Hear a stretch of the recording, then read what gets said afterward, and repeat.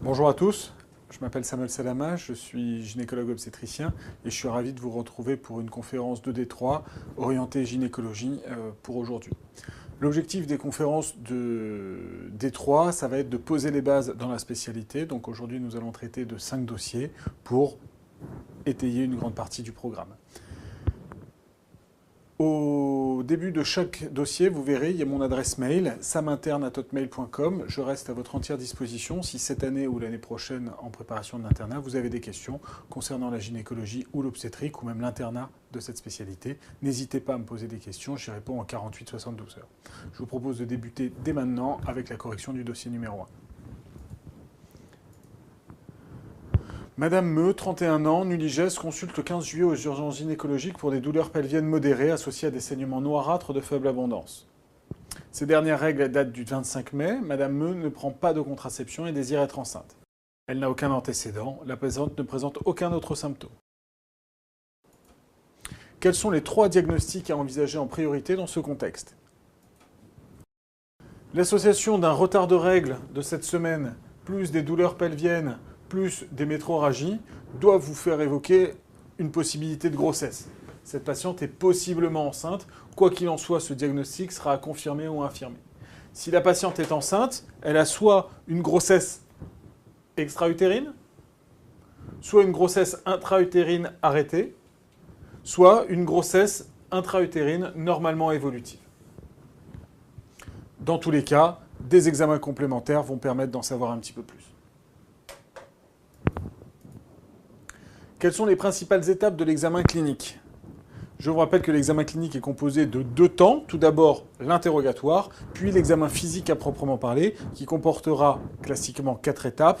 L'inspection, la palpation, la percussion et l'auscultation. Concernant l'interrogatoire en gynécologie, il est important de rappeler les antécédents de la patiente, et notamment ses antécédents familiaux, médicaux, chirurgicaux et les éventuelles allergies. Au niveau gynécologie obstétrique, il faut préciser si elle a des pathologies connues au niveau gynéco, si elle a un bon suivi, si elle a déjà été traitée pour quelque chose, si elle a déjà été opérée. Au niveau obstétrical, est-ce qu'elle a déjà été enceinte et quelles ont été l'issue de ses grossesses? Concernant le groupe sanguin, très important dans cette spécialité, où la patiente possiblement va être de rhésus négatif, et si elle est de rhésus négatif et qu'en plus elle est enceinte et qu'elle a saigné, attention à la prévention de l'alloimmunisation rhésus, on en reparlera. Concernant l'histoire de la maladie, il est important pour cette patiente qu'elle détaille ses symptômes. Elle a mal au ventre, depuis quand, à combien elle code sa douleur, est-ce qu'il y a des situations qui améliorent la douleur, est-ce qu'il y a des situations qui aggravent la douleur, est-ce que ça tord, est-ce que ça brûle, est-ce que ça déchire, est-ce que c'est comme un coup de couteau. Bref, essayez de préciser un petit peu la symptomatologie.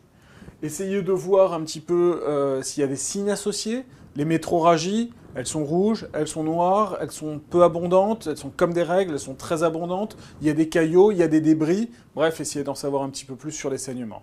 Il y a des signes associés comme des leucorrhées. Est-ce qu'il y a des signes fonctionnels urinaires, des troubles du transit, des nausées, vomissements? Bref, essayez de faire un petit peu le tableau de la symptomatologie clinique.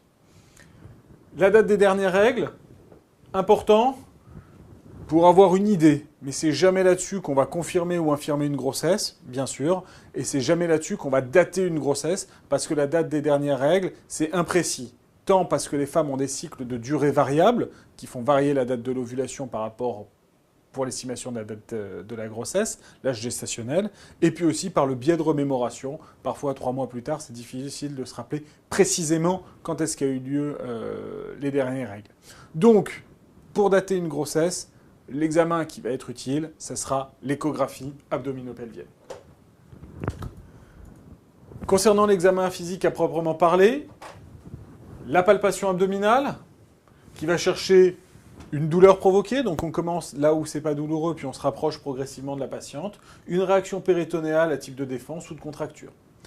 Puis, après la palpation abdominale, on va s'intéresser à l'examen gynécologique à proprement parler, avec tout d'abord et en premier lieu l'examen sous spéculum, qui va pouvoir confirmer au niveau du col l'origine des saignements. Est-ce qu'on a un saignement d'origine endo-utérine, ou est-ce que c'est un saignement qui saigne du col ou du fond vaginal?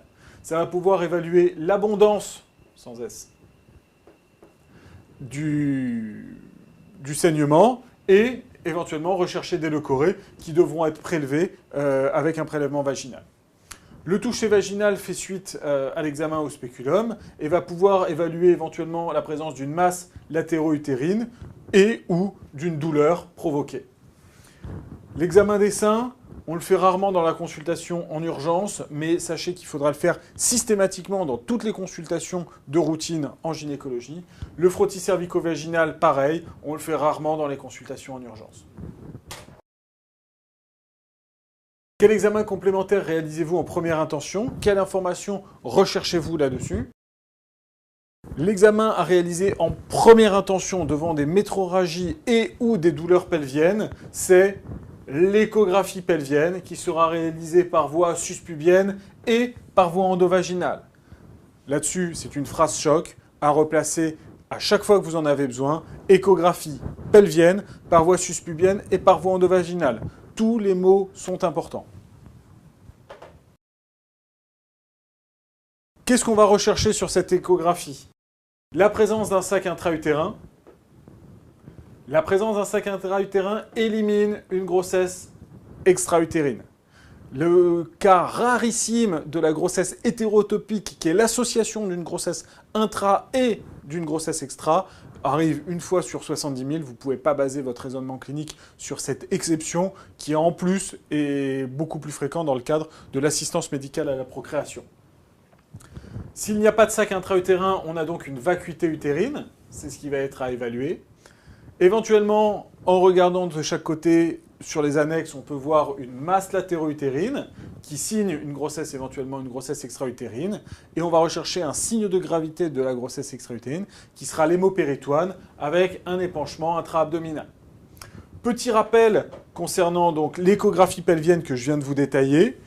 Pour retenir tous les éléments à rechercher sur une échographie pelvienne, je vous propose le moyen mémotechnique MOVE avec le M pour la muqueuse. Est-ce qu'elle est fine? Est-ce qu'elle est épaisse? Qu'est-ce qu'il y a à l'intérieur? Est-ce qu'il y a éventuellement un polype ou est-ce qu'il y a un sac? Je vous rappelle que le polype, c'est une excroissance de la muqueuse utérine. Petit schéma. Voilà une coupe sagittale d'utérus avec le myomètre. Voilà l'endomètre, la muqueuse. Est-ce qu'elle est fine? Est-ce qu'elle est épaisse? Là, vous avez l'utérus ouvert, c'est une cavité virtuelle. Le polype, c'est une excroissance de la muqueuse qui est à l'intérieur. Ensuite, on va étudier les ovaires, la taille, la position des ovaires, à savoir est-ce qu'ils sont porteurs de kystes. Et s'il y a un kyste, on va décrire ce kyste ou ces kystes. Et par exemple, dans le cadre d'un bilan d'infertilité, on va faire le CFA, qui est le compte des follicules en trop. Le U, c'est pour l'étude de l'utérus. On va étudier la taille, la position de l'utérus, est-ce qu'il est antéversé, rétroversé. Et on va aussi s'intéresser à la présence de processus tumoraux dans l'utérus. Ce n'est pas forcément des cancers, par exemple des fibromes. Le fibrome, c'est une boule de muscle dans le muscle. Donc il ne faut pas confondre le polype, qui est une excroissance de la muqueuse, avec le fibrome, qui est une boule de muscle dans le muscle. Donc il existe plusieurs types de fibromes. Celui que je viens de vous dessiner, c'est un fibrome interstitiel. On peut avoir des fibromes qui vont être sous-muqueux ou alors des fibromes qui vont être sous-séreux. D'accord? Il y a une classification qui parle de fibromes purement endocavitaires qui sont de type 0 et qui vont, en passant par le fibrome de type 3, au fibrome de type 5 qui est principalement sous-séreux pédiculé. Voilà. Ça, par exemple, c'est un fibrome de type 1. Et là, je vous dessine un fibrome de type 0. Le V, c'est pour la visualisation des trompes. Quand on voit les trompes, c'est pathologique. On a soit un hématosalpinx, dans le cadre de la grossesse extra-utérine, ou un pyosalpinx, dans les salpingites, ou un hydrosalpinx, ou alors une masse latéro-utérine. Le E, c'est pour l'épanchement, qui permet de quantifier la quantité de sang dans l'abdomen. L'épanchement se mesure en rétro-utérin et ou dans l'espace de Morrison sous le foie.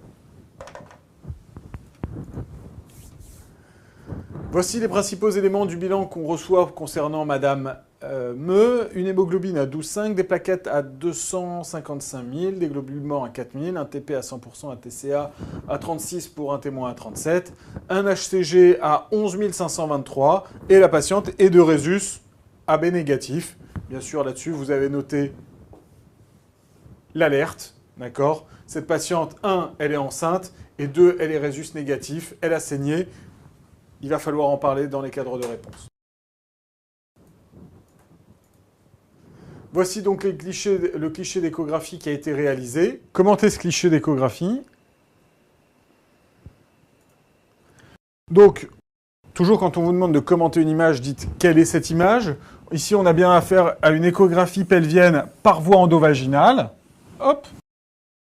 On a une coupe sagittale de l'utérus. Et on a un utérus de taille normale, a priori, ça ne semble pas particulièrement gros. Il est antéversé, antéfléchi. Et on a surtout une vacuité utérine. Ici, vous avez la muqueuse. Et dans cette muqueuse, vous ne constatez pas de sac intra-utérin, de sac gestationnel. La muqueuse a été mesurée ici, elle est à 7 mm. Derrière l'utérus, ici, a priori, il y a des anses. Il n'y a pas d'image anéchogène qui peuvent faire penser à un épanchement rétro-utérin. Quel diagnostic on retient chez cette patiente? Eh bien, on a l'association d'une vacuité utérine et d'un HCG supérieur à 1500. Chez cette patiente, il faut craindre une grossesse extra-utérine. Pourquoi? Je vous rappelle qu'il y a un dogme qui dit que une grossesse intra-utérine doit être visible dans l'utérus lorsque l'HCG dépasse 1500. À plus de 1500 d'HCG, s'il n'y a rien dans l'utérus, c'est probablement une grossesse extra-utérine.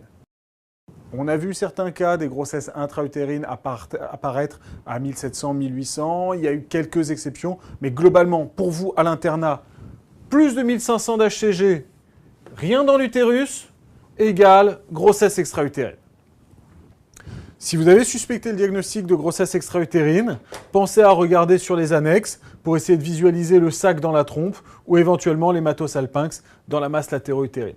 Généralement, dans près de 80-90% des cas, la masse latéro-utérine se trouvera du côté du corps jaune qui a ovulé. Quels sont les risques pour cette patiente? Quels sont les risques de la grossesse extra-utérine? À court terme, la patiente risque d'avoir une rupture tubaire avec un hémopéritoine, un choc hémorragique pouvant aller jusqu'au décès. Je vous rassure, aujourd'hui, c'est rarissime en France. On a, sur 15 ans, il y a 17 patientes qui sont mortes de grossesse extra-utérine grâce à un algorithme décisionnel qui permet de faire le diagnostic et une prise en charge médicale et chirurgicale précoce. Aujourd'hui, les patientes ne décèdent plus de grossesse extra-utérine, ce qui n'est malheureusement pas le cas dans tous les pays. Durant le traitement, on peut être amené à faire un traitement chirurgical et puis on peut avoir soit une salpingotomie, soit une salpingectomie. Cette patiente peut avoir des complications liées à l'anesthésie. Pareil, elles sont rares. C'est des patientes jeunes, en bonne santé, ASA 1. Donc il y a globalement peu de risques liés à l'anesthésie, mais quand même. Elle peut avoir les complications opératoires. La voie d'abord préférentielle pour la grossesse extra-utérine, c'est la célioscopie. On n'a pas le choix, il faut opérer rapidement cette patiente. Mais il y a des risques opératoires. En mettant les trocars de la célioscopie, on peut être amené à faire une plaie dans le tube digestif, dans les vaisseaux sanguins ou dans la vessie. Il faut avoir informé la patiente avant, mais parfois dans le caractère d'urgence, on n'a pas tellement le choix. Et puis cette patiente résus négatif risque l'allo-immunisation résus. Si une prophylaxie n'est pas réalisée. À distance, le premier facteur de risque de faire une pathologie, c'est de l'avoir déjà fait. Donc cette patiente est à haut risque de récidive de grossesse extra-utérine liée au terrain. Et puis, sur le même terrain, si elle a fait une GU, c'est que possiblement elle a ses trompes abîmées. Cette patiente est à risque de ne pas réussir à avoir des enfants, d'avoir une infertilité d'origine tubaire.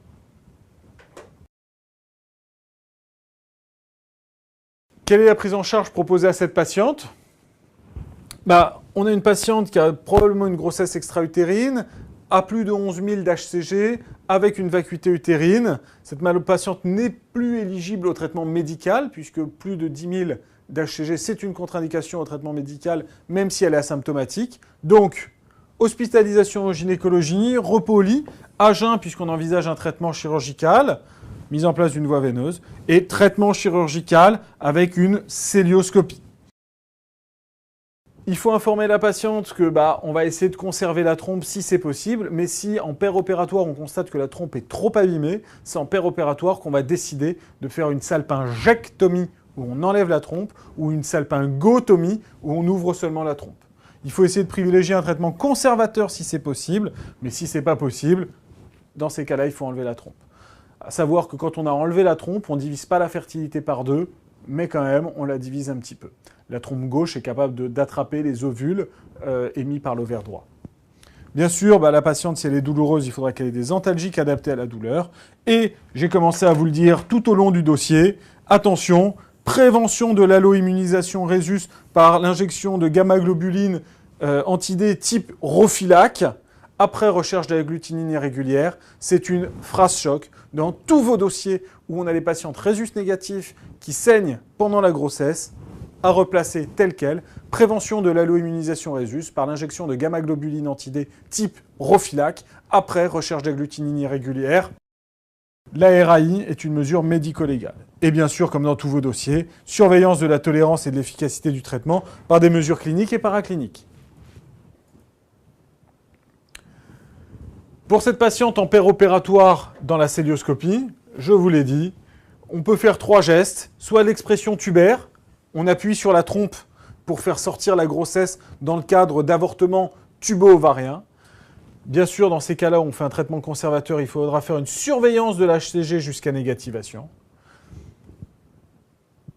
L'autre cas, on peut discuter de faire une salpingotomie, c'est la césarienne tubaire. On ouvre la trompe en regard de la boursouflure de la grossesse extra-utérine et on fait sortir la masse. En fonction de la décroissance de l'HCG, chez ces patientes, on pourra discuter l'injection de méthotrexate, c'est pas en systématique. Et si la trompe est trop abîmée, on coagule le mésosalpinx et puis on fait une salpingectomie en n'oubliant pas de laisser l'ovaire. D'accord, c'est pas une annexectomie, on laisse l'ovaire. C'est des patientes jeunes, elles ont encore besoin de leur ovaire. En conclusion de ce dossier, on a vu la prise en charge des douleurs pelviennes et des métrorragies. L'organigramme, c'est tout d'abord l'échographie, puis le dosage de l'HCG. Pourquoi ? Une patiente qui vient, qui a mal au ventre, qui saigne, qui est possiblement enceinte, on lui pose la sonde d'écho sur le ventre, on voit une grossesse intra-utérine évolutive, on n'a pas besoin de l'HCG. À partir du moment où on commence par l'écho et on voit une image dans l'utérus à l'échographie, on va évaluer cette image et juger cette image. L'intérêt de l'HCG, c'est uniquement quand à l'échographie, on a une vacuité utérine pour justifier cette vacuité utérine. Est-ce que c'est normal, vacuité utérine, HCG négatif, la patiente n'est pas enceinte. HCG positif, vacuité utérine, quelle est la valeur? Supérieure à 1500, c'est une grossesse extra-utérine, probable. Compris entre 2 et 1500, point d'interrogation, on ne sait pas. C'est techniquement impossible de juger de la localisation de cette grossesse, donc il va falloir revoir la patiente ultérieurement. Rappelez-vous du dogme, pour la sécurité, toute douleur abdominale et ou des métrorragies, c'est une grossesse extra-utérine jusqu'à preuve du contraire. Il n'y a pas de grossesse extra-utérine à bêta-HCG négatif. Un petit laïus concernant les grossesses extra-utérines.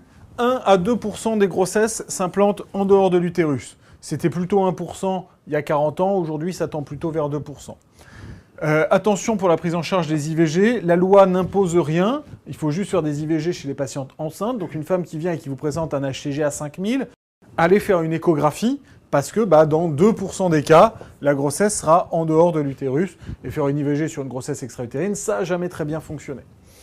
Les grossesses extra-utérines sont principalement dans les trompes et rarement dans le col, sur le péritoine, sur l'ovaire, voire même au niveau du foie.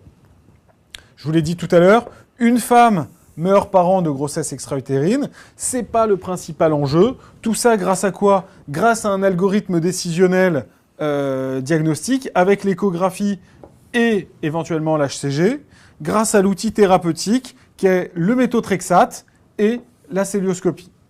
L'enjeu principal pour ces patientes qui ont une grossesse extra-utérine, c'est la fertilité ultérieure. À cause du terrain, pourquoi elles ont les trompes abîmées? Est-ce que les trompes ne sont pas bouchées en plus? Et puis, en fonction du geste thérapeutique, si avec la célioscopie, on a fait une salpingectomie, eh ben, on diminue les chances de grossesse. Concernant les facteurs de risque principaux, il y a le tabagisme des femmes, qui est en augmentation et qui contribue à la diminution de la mobilité ciliaire. Les infections sexuellement transmissibles, et notamment avec la liberté sexuelle qui est apparue à partir de la contraception, l'autorisation de contraception, loi Neuwirth en 1967, et puis l'assistance médicale à la procréation. L'assistance médicale à la procréation ne génère pas plus de grossesse extra-utérine, pas de souci là-dessus, simplement ça permet à des patientes qui n'auraient jamais pu être enceintes d'obtenir une grossesse, donc ça contribue à augmenter le nombre de grossesses extra-utérines. Quid du stérilet et des microprogestatifs? Il faut comprendre en fait les modes d'action. Concernant le stérilet, voici un petit schéma. Voilà l'utérus, avec le stérilet qui est en place. Quel est le mode d'action du stérilet? Premièrement, il va entraîner la diminution de la mobilité des spermatozoïdes qui ne vont pas réussir à monter. Deuxièmement, il va entraîner un processus inflammatoire sur l'endomètre qui va devenir impropre à la nidation. Donc, les grossesses intra-utérines sur stérilet sont relativement moins probables, bien qu'elles ne soient pas impossibles. Donc ce qu'il faut comprendre en fait, c'est par rapport à quel dénominateur on s'adresse. Si on fait un comparatif entre patientes qui ont un stérilet versus population générale qui n'a pas de contraception, il y a moins de grossesses extra-utérines chez les patientes qui ont un stérilet parce qu'elles sont moins enceintes à cause du blocage des spermatozoïdes, versus la population générale où on va avoir 2% de grossesses extra-utérines puisqu'elles n'ont pas bloqué. Concernant les patientes qui sont enceintes et qui ont un stérilet, donc si on compare les patientes qui ont un HCG positif et rien d'autre, et les patientes qui ont un HCG positif et un stérilet, avec le stérilet, on va diminuer fortement les chances d'implantation en intra-utérin, et donc on va se retrouver fortement avec des grossesses extra-utérines. C'est le rapport GIU sur GEU qui est modifié avec la présence ou non d'un stérilet, en diminuant très très fortement les chances de grossesse intra-utérine avec un stérilet. D'accord ? Donc, si une patiente consulte aux urgences pour des douleurs pelviennes, qu'elle saigne, qu'elle a un HCG positif et qu'elle est porteuse d'un stérilet, attention, forte probabilité de grossesse extra-utérine.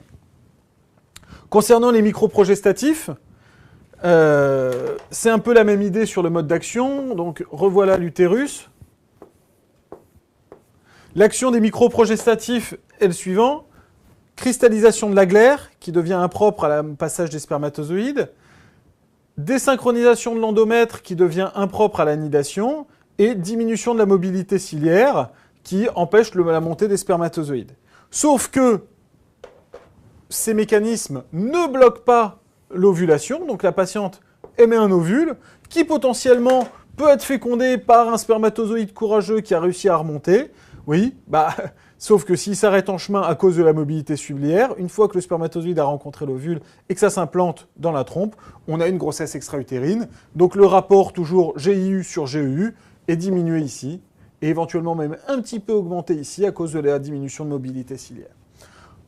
Tout ça pour dire que si une patiente a déjà fait une GEU, la meilleure contraception pour elle, c'est certainement pas le stérilet, c'est certainement pas les microprogestatifs, et il va falloir trouver quelque chose qui lui bloque l'ovulation, puisque en fait, c'est à partir de là qu'il faut commencer la contraception. Dans ce dossier, nous avons traité les hémorragies génitales de la femme, item 243, la douleur abdominale aiguë chez la femme enceinte, item 196, et la grossesse extra-utérine, item numéro 18. Je vous remercie.